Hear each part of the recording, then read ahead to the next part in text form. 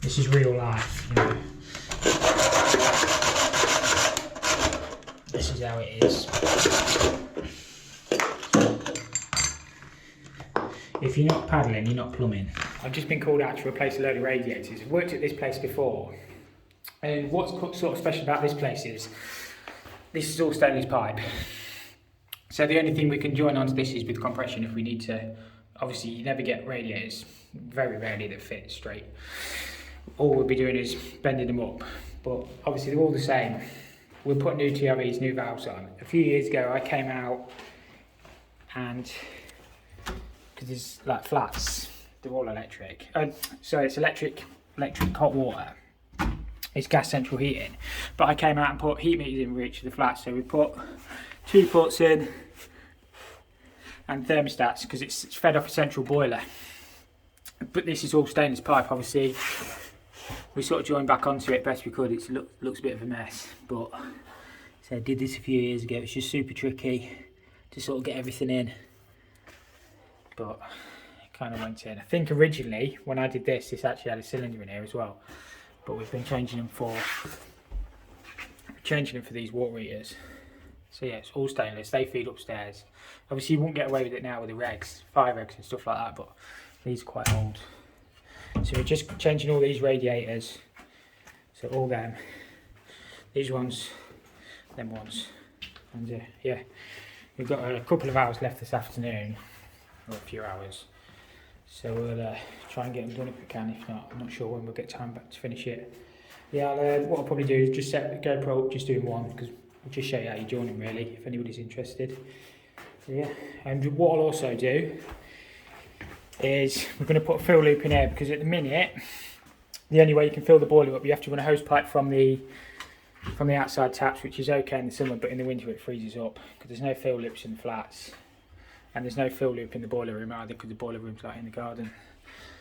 So yeah, so all we'll do is find the cold and see if we can get a connection onto one of the heating pipes. But in theory, we should be able to valve off just this flat, find somewhere on the return as well. Obviously we've got incoming water main. That is probably the return for upstairs. I'll find the return for the downstairs and yeah, get it valved off. It's probably that one. You can valve off each flat. That's how we did it. And then we'll put a fill loop in on there somewhere. First thing I always do when doing radiators, just get all your rads in the correct rooms. Get all your rads and your valves and everything. So I've got the heating isolated, so what I'll do is put one radiator off and then we'll just drain it through there, and then we'll put a drain off tap on the system. So it's just about getting organised, and then you can just crack on. Then you haven't got to keep thinking, oh, is that radiator going there? So get all your rads brought in and then just do them, you know, one room at a time. I'll just turn both ends of this rad off. It might be off anyway actually. And I'll get my plumb thumbs and we'll just whip this rad off, and then we'll get a hose pipe, get them all drained then. It's just, there's no drain off. I say we'll put one on, probably over there or something, on one of the rads, whichever's easiest, closest to the door. And yeah, crack on. What you want to do is just vent your rad, make sure it's got rid of the pressure after turning both valves off. So there'll be a little bit of pressure in the rad, and then that should just stop. So yeah, I think that should be okay. We'll turn that back off. And crack the nuts at the bottom. And hopefully it shouldn't be too bad. And I've got my plumb thumbs and a tray ready, so if it does leak a little bit, there's no, as I said, there's no carpets down anyway, so, but yeah, we'll get it drained.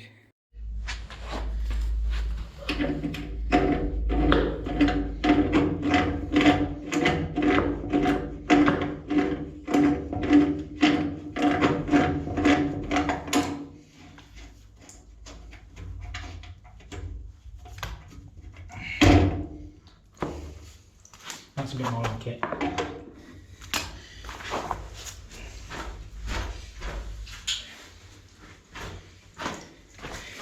Use the plumb thumbs, get them over the end, try not to bend your pipe too much. Just gives you a little bit of control.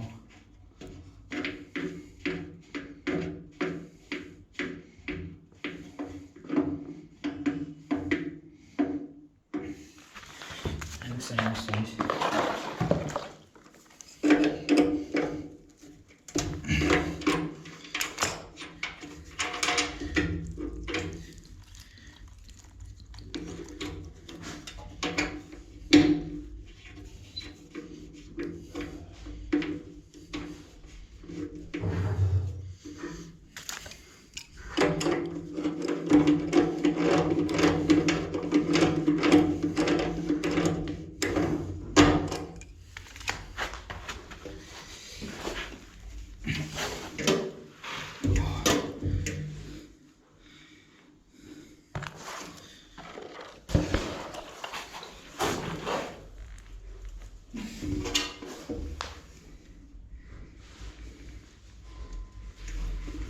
In theory, it should lift straight up.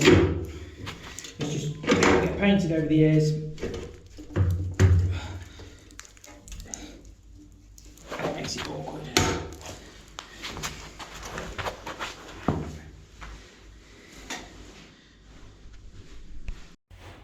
So now what we need to do is get ourselves a hose pipe with a short bit of 15mm pipe on the end.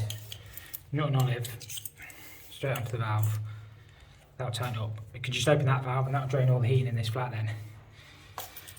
And then hopefully we can open the air taps on the other radiators and it'll get rid of all the water. So we'll just stick this into the drain.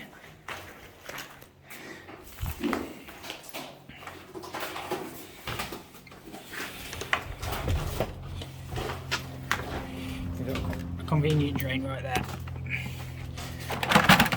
Make sure nobody trips over it. Yeah, we'll open it up.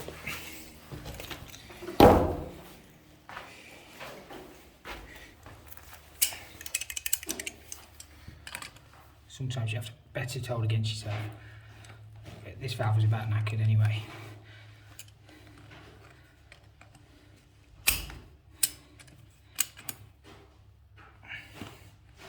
Can't tell if that's open or just broken off. I'll open the air taps on the other rads and hopefully they should suck in. I don't know if you guys can hear it, but it is sucking in. It is worth saving them as well. So if you ever lose, drop one down behind a skirting board or something or under a floor, when you take your old rads off, I always keep the air tap pips. But yeah, we'll open all these up. Hopefully this empties them. And yeah, should get the rest of the rads whipped off then. That rad there, I think must come off before our valves for the flat because all the others are sucking in. I think the pipes must run underneath and then go to next door. So we might save that one till last until we've got the fill loop on. Just drop the pressure and just change that radiator because we'll probably have to go around and bleed all the other flats. But it's just how it is. I didn't realise when I put the heat meters in that obviously that one came off before. There's nothing we could have done about it anyway, but obviously that radiator is just unique. But these are all drained now. We should be able to mark out the centre of the rad and then I'll show you how to join onto the stainless pipe. What I always do is just find the centre of my radiator, then I work out where the brackets are going, and then the awkward bit really is just trying to measure for the bottom of the bracket off the valve, because obviously because we're replacing existing, we really want the pipes to line up. I know we can alter the pipes, but that's really the tricky bit. Once you've done one, all the rest of them in the house should be the same then. All I do is mark the centre on the back, and then just measure the distance to the middle. These brackets are okay because you do get a little bit of play. Some of the radiators you buy aren't so good, but these ones are fine to be honest with you. And then just transfer that mark onto the wall. So the brackets want to be, what's that? 230 from the centre. Everybody does them different, that's how I always do mine. So we just mark 230 either side of that centre line, and then I'll work out the height in a second.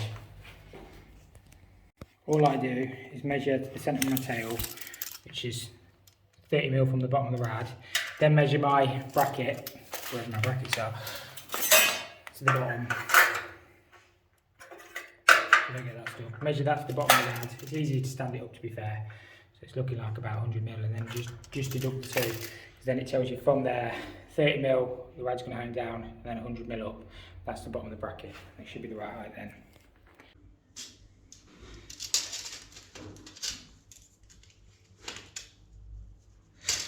And that should be the bottom of the bracket.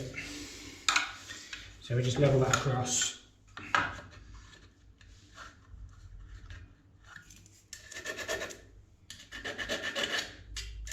That should be set. All we do is work out if it's going to be better on the fat side or the thin side of the bracket, and then yeah, get the rad fixed on the wall. So I'll either go that way or that way.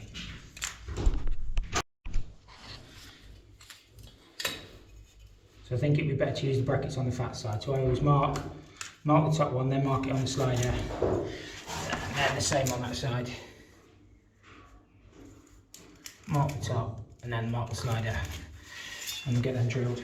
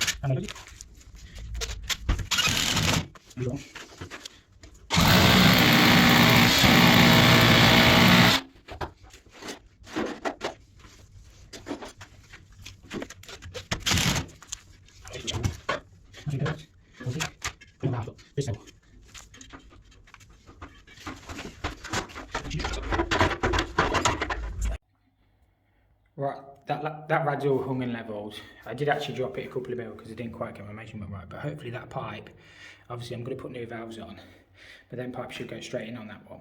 I'll show you how to join onto the stainless anyway. Basically you have to use compression, but I always use the copper olives. Some plumbers use Loctite 577 or PTFE. Loctite 55 is my favourite. It's what I've always used really. So we'll put about, I don't know, 10 wraps on there. I think it says basically between 6 and 8, but I always do a couple more. And yeah, that should go straight in there. New valve tail, and hopefully that pipe will spring back a little bit for us.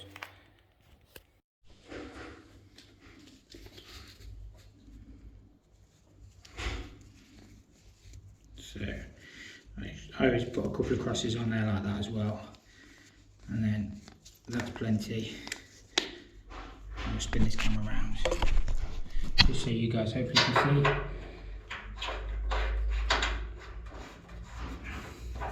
And that straight in there. I use the Nipex.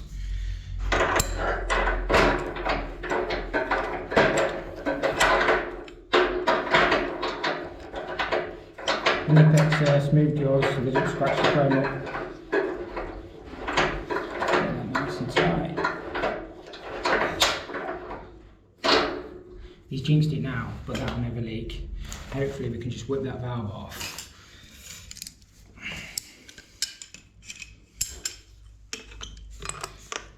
Might be a drop of water in it. Hopefully not too much. I'll try and get the nut and olive off as well, so it hits the ceiling. It's not too bad. Get that off, and then my cutters.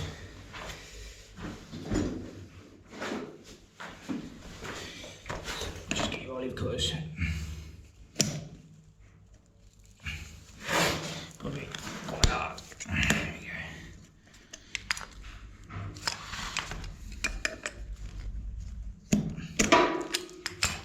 And then just copper nut and olive.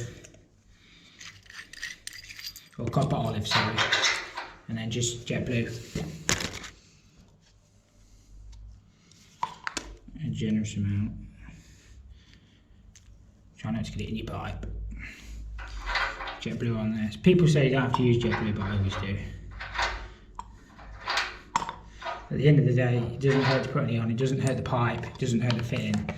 So that's what we're going to do. And hopefully.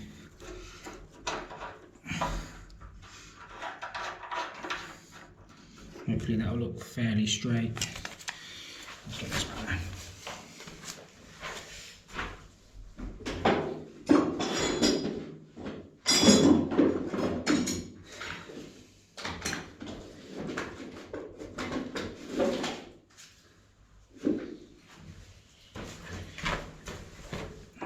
looking a little bit wonky actually.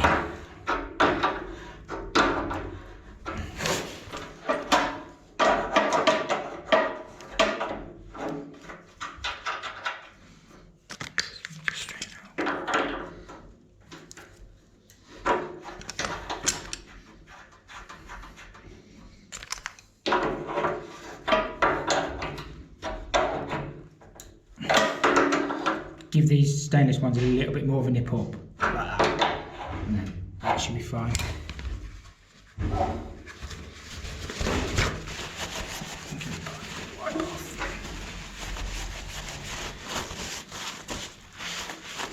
And that's how you do it. Same on the other end. Obviously I've put the TRV this side. These are all bi-directional, so it doesn't really matter which side you go. And yeah, nice and easy. Right, that's that one all sorted. I put the air taps in, connected the other side up. I know the pipes were a little bit skew with, but they were before. Obviously we've not going to be chopping the floors up, it's just literally a replacement radiator job just to tidy the flat up. So I've covered over where the mess is anyway, so you can't really see behind it unless you get really close. So yeah, that one done. We'll have a tidy up and we'll do all the others. We might just leave that one today because we've got to drain all the flats down to do that one. But yeah, it's probably taken about half an hour rad to get them all off. To be honest, once you've done one, the others are easy. I'll probably do this one next. My mate's in the front room and then we've just got the kitchen one to do. But these we'll probably just have to bend up. I'll get a couple of shots, but obviously I'll not do too much because obviously it gets a bit boring. A bit of a history lesson while I'm tidying up. The reason they used stainless pipe was because when copper, I think when Rhodesia was a British colony, I think that's in Africa, I don't know what it's called now, but the reason they used it is basically Rhodesia became independent and that's where we used to get all our copper from. And yeah, it became really expensive, so they used other stuff. There was like stainless steel was used. I think there was a pipe called like True Well. I'm not too sure, the old guys all know better than me. And they use like Durapipe and stuff like that. I've actually got some Durapipe to repair this Saturday, which will be an interesting job. I'll try and get some shots if I can. I forgot it was bank holiday as well coming up, so I booked a load of work in and it's obviously bank holiday weekend, which is not ideal. I mean, I don't mind, I'll work whatever. But yeah, so as I say, they used it when Rhodesia became independent from Africa, or from Britain, and yeah, all the prices shot through the roof. So, I should have also said, you can't use a normal pipe slice, so you don't use your 15mm slices. I think they do proper stainless cutting blades, Rothenberger do, but obviously they're expensive, so you can just cut it with a hacksaw. As I say, this one I might have to cut the pipe, so I'll show you on this one.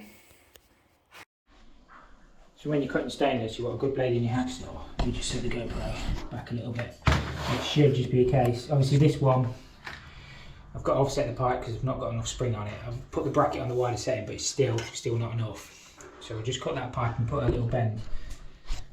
Hopefully, we'll cut it somewhere there, give us enough space.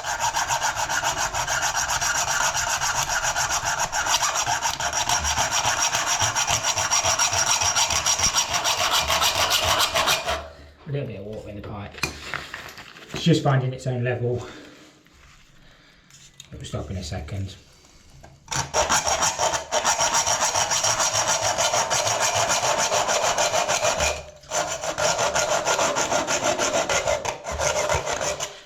It says it will stop. Not that long a second.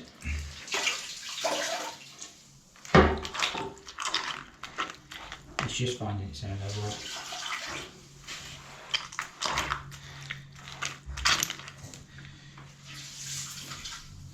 This is real life, you know. This is how it is. If you're not paddling, you're not plumbing. So let's clean that paint off and then we'll just put a compression straight on there with a little swan neck.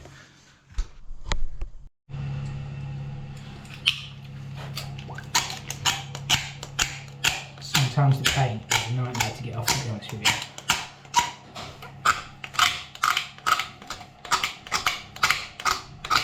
you. What I might even do on this one is put a T and a drain off.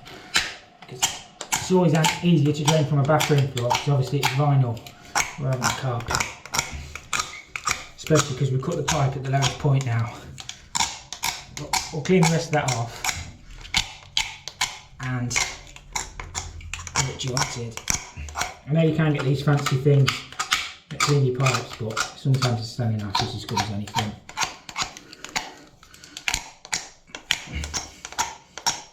A standing knife and a bit of steel wool do the job just fine for me.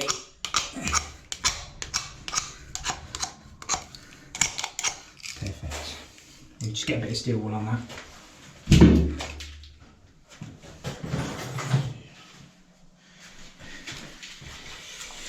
We use something like that. So keep that up.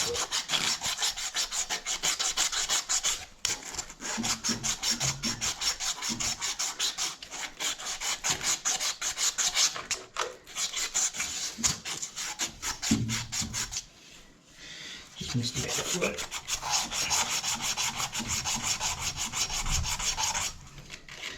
Perfect.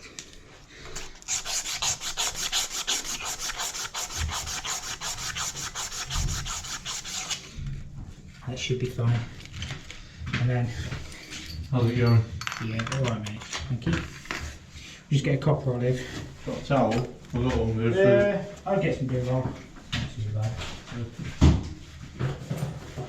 Is there still a lot of water in there? Yeah, it's just because we put it at the lowest point. Have you done that? Yeah. What for?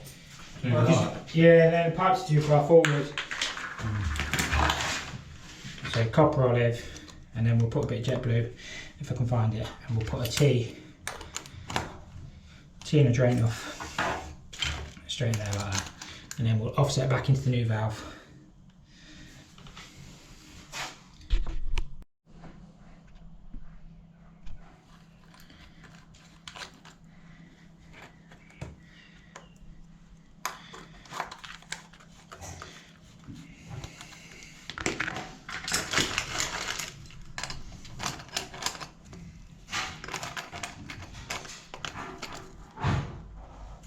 Make sure that's nice and tight, and then make sure your drain off tap's done up as well, because I've had that before. I'll just put that pointing down like that.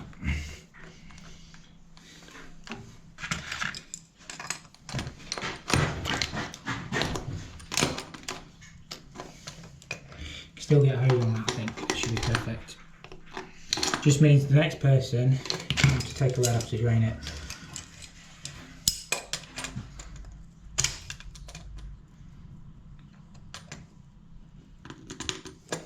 Put it back in this pipe.